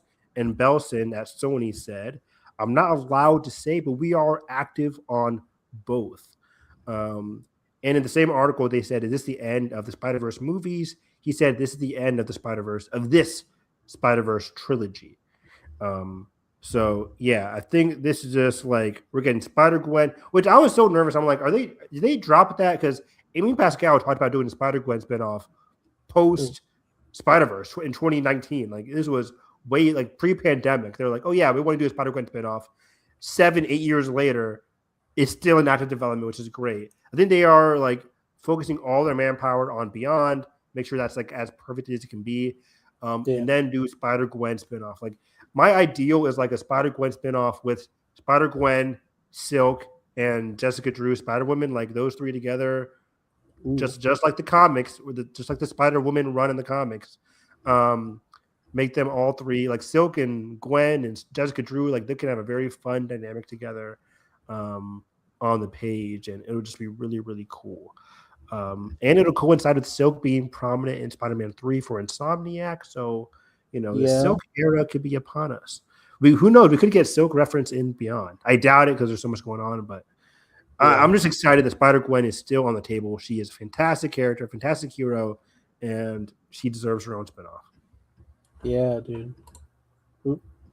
Oh, wait, there's Uh, oh yeah, we one. talked about that one. They're like, we're doing a Sinister Six movie. Damn it! It may take another 10 years, but by Mephisto will happen. With Drew Goddard, right? Yeah. Yeah, um, we're gonna get Mephisto with our boy and Tom Jake together. Gyllenhaal. Yes. Man, I'm still like baffled that they didn't bring Mysterio back for No Way Home. Me too. That was shocking. So yeah, But yeah. that Black Cat Super Stable movie better not happen. That's like a bomb waiting to happen. Well, don't worry, Evan, because if you remember the last update, it was split into two separate movies. Even worse. Yeah. But yeah, these are exciting like projects to be exploring. And I mean, hell, the fact that we're getting be it live action, Spider Noir, that's a pretty like we're in a healthy spot of the Spider Verse. Yeah, Of what which were your like, thoughts? Sony's the fact that Sony's actually like, yeah, we're gonna focus on the Spider people, essentially. Yeah, we never talked about it, but yeah, we could end things up here. What were your thoughts on the Spider-Man Noir trailer from back like early February?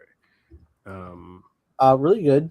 I really like the energy that's being brought here. Obviously, Cage is bringing his caginess. Um, I am shocked how cagey it is. mm, I shouldn't be because like this is very in line with who he was in Spider Verse. But like, yeah, there's a great line where it's like, "What are you?" And he's like, "I mean, he didn't say I'm high, but he says like I'm going crazy." Like he said some like crazy line. yeah, But it's full like Nicolas Cage nonsense, and I love it. Like it looks weird as yeah, hell. yeah. I'm super sad. I also like heard a tidbit recently that he learns his fighting moves from like martial arts movies that he sees, and then Yeah, he emulates them into the fights. I think that's really cool. really, really cool. And this is Ben Riley still. Um, Yeah, I think just for legal reasons, it had to be yeah, for live action TV. hmm It doesn't matter either way. It looks really cool.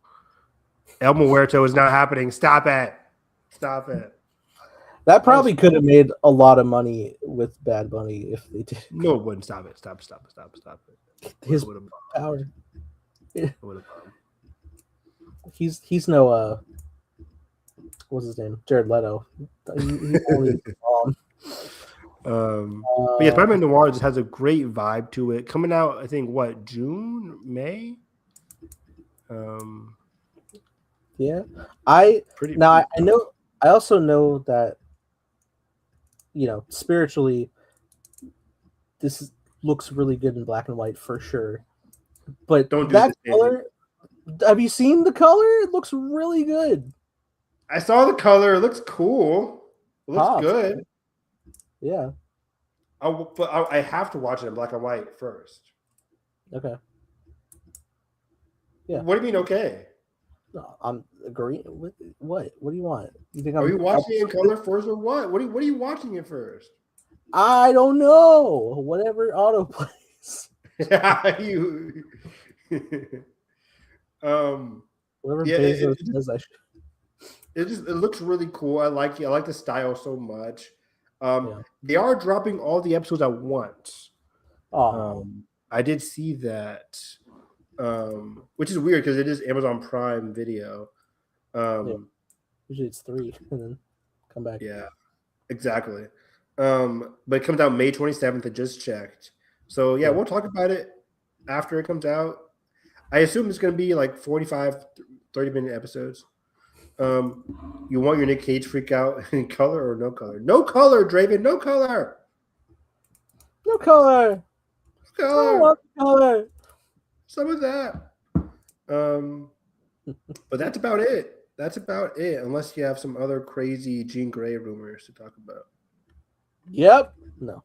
I had one final Marvel thing from Cryptic that I thought was an interesting topic of discussion in terms of adapting the storylines that they're pulling from in the comics.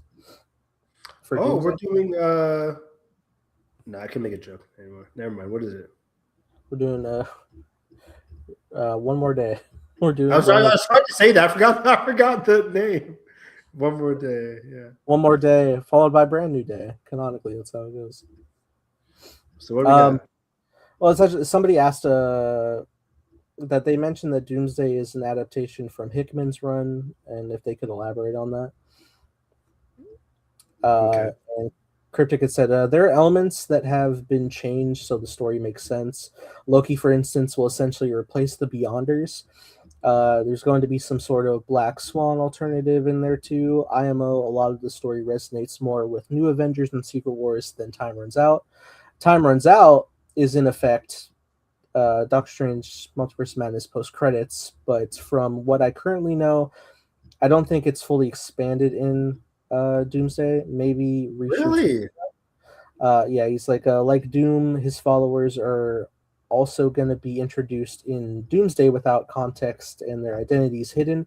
It's rumored that Doomstark isn't explained in Doomsday. Doom's identity is purposefully hidden for him to carry out his plans, his followers, and also will, with their identities hidden, to preserve the reveal, much like when Strange discovered Doom was Rabam Alal in the comics. Yeah, I remember that part. I figured this movie would be big time Runs Out in terms of like the different factions having their universes potentially disappearing. With the X-Men, the universe disappearing, Fantastic Four, our universe, like I figured that would be a big part of the story. So that's weird. We'll see how that really tracks. But and another part being like his identity being hidden. I like that. And like there's no explanation needed. He is Doctor Doom from the Fantastic Four universe, and that's just who he looks like. You don't need to explain like Tony Stark weirdness. Well, from what he said, I don't think they are. Exactly. So like I don't think they need to, but like be like it said like intentionally keeping it secret, right? So like well, yeah, because keeping it a secret if you're not going to explain it at the end. Yeah, because I don't really see why that would get in the way of things. You don't need that to keep would, it secret. yeah, because honestly, that would probably be a benefit for him to like use it for manipulation, right? But like I figure the movie's gonna be like, hey, it is what it is. This guy looks like Tony, but he is Doom. Move on. Yeah. But like, if he's keeping it a secret, I mean, if it keeps him in the mask, cool for me. I like keep him in the mask, please. Yeah. But then his followers part is interesting. Like, are his followers like main characters? Their identities will also be hidden or something? What? I believe there will be some followers of characters we know. Like I think we had talked about last time. Peggy is one of them. Yeah, not like a cult following, but just of like, yeah, this aligns with my interests of saving my family, type deal. Which we already said is kind of weird, but I'll give them the benefit of the doubt. Because maybe her son's on. Say it again. Unexpected betrayals are coming that we also talked about. Yeah, I guess. Because like the Peggy stuff is just like, okay, my son's in danger, so I'm working with a maniac. Like, they don't know he's a maniac. That's how maniacs work. How do you not know? Like, what is he doing in this movie that you don't realize he's a maniac? What is he doing? You're right, Evan. Everybody's read the fucking Doctor Doom comics. And no, you don't. I mean, because this is the thing, though. We, as an audience, we have to realize this guy is our bad guy. We do. So what are we going to be watching in the theater that Peggy just isn't seeing? Like that's the part that I'm confused about. Like, he has to establish himself to the heroes. They all have to come together to fight this guy, right?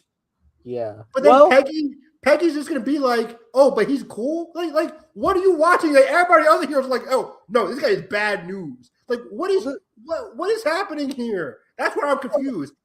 Sure, that is assuming if it runs the same of like Thanos is on the scene and he's terrible from the jump, and we got to stop this guy. But I'm sure he's going to do more of a manipulated thing, send his fucking sheeple to. But it's Dr. Doom. You have to hit the ground running in terms of his evilness from the. You just have to. There's no time to lollygag. Sure. Unless it's in his best interest to manipulate people, which, you know. And if you're doing that, then who's doing the bad things in this movie if he's just manipulating? He is as well, but he's not doing it in front of him, probably. He's like, hey, Peggy, stay on the ship while I go down there and wreak havoc on New York. You're like, what is happening? This is a hilarious argument to have because this all kind of feels. We know nothing. Yeah. We do, and it also feels like the whole crux is it's only Peggy that's being manipulated. but even then, if it's other characters who are getting manipulated, it's like, how are you possibly getting fooled by this guy who is like obviously doing evil stuff? But again, looks like Tony. Peggy loves Tony for some reason. Like, she hated Tony too. But no, she never knew him. Well, you know, I mean, I guess she vibed with his father, I guess. But yeah, and I'm sure Steve was like, yeah, he's a great man. He saved us. He brought me back. I don't know. That's what I'm saving Draven. Like the encouragement, that's time runs out. That's like our universe is dying. We have to like crunch some numbers. You know, some eggs have to crack. Like, how are we going to survive? I guess that's primarily what Draven's saying about the post credits of Doctor Strange. Like, that's fully incursion focus. So, like, if the incursions happen, that's probably the extent. Okay. Like, they're here, but we're not like to a T doing the time runs out. You know, so. But yeah. I'm complaining about something that we have zero knowledge. I would say zero knowledge, but every week we come in here with Doomsday leaks and rumors. So we have knowledge, but we just have no context of that knowledge.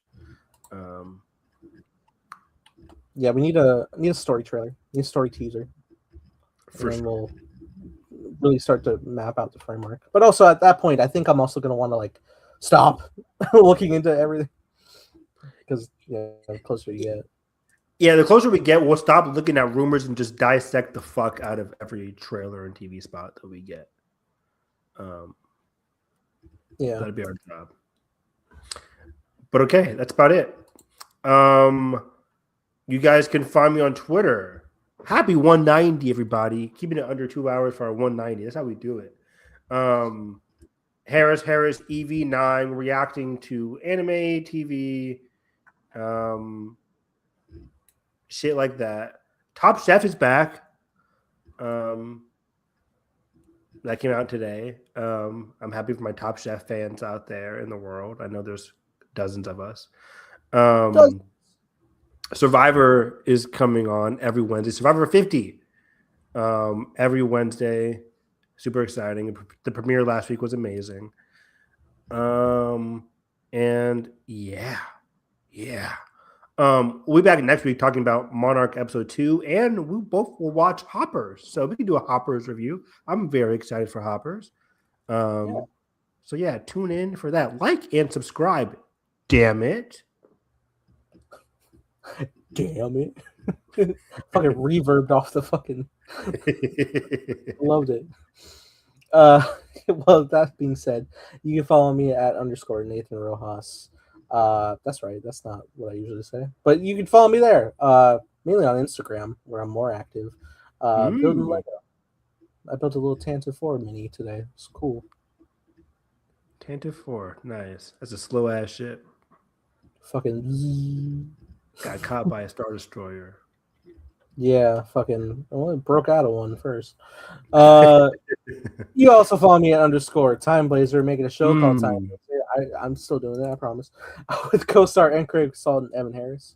Will Time Blazer come out before GTA 6? Fuck. Oh no. You're part of the meme now. You're part of the meme. This is why I team up with Doom, because you fucks. Oh, this is the betrayal. Oh shit. Yeah. You did this. You chose the wrong side. Anyway, making it with Evan. Civil War. Playing Ben. Yes, but you chose the wrong side, not the movie. That was a dope line. Fuck. It's a good line. It's a good line, yeah. Anyways, yeah, I'm playing Ben, the best character in Time Blazer, by the way, guys. He's yeah. Who can beat up Titan X? How about that? Let's go. Probably not. I don't know. Titan X seems pretty strong. Pretty good, man. You can get to you can get to a storm level of electrical usage. Can I box Kong? What's my power scaling? Well, given the sizing, I don't know. Maybe get him in water and just charge the fuck out of the water. Yeah, hopefully he's an idiot and just he'll go in water with lightning. Yeah, make some calamari. Exactly. Well, that being said, if you guys enjoy this, make sure you like button, subscribe, and already ring the bell so you miss coverage on all things movie and TV. And that being said, hope you have a great day. Catch you guys next time.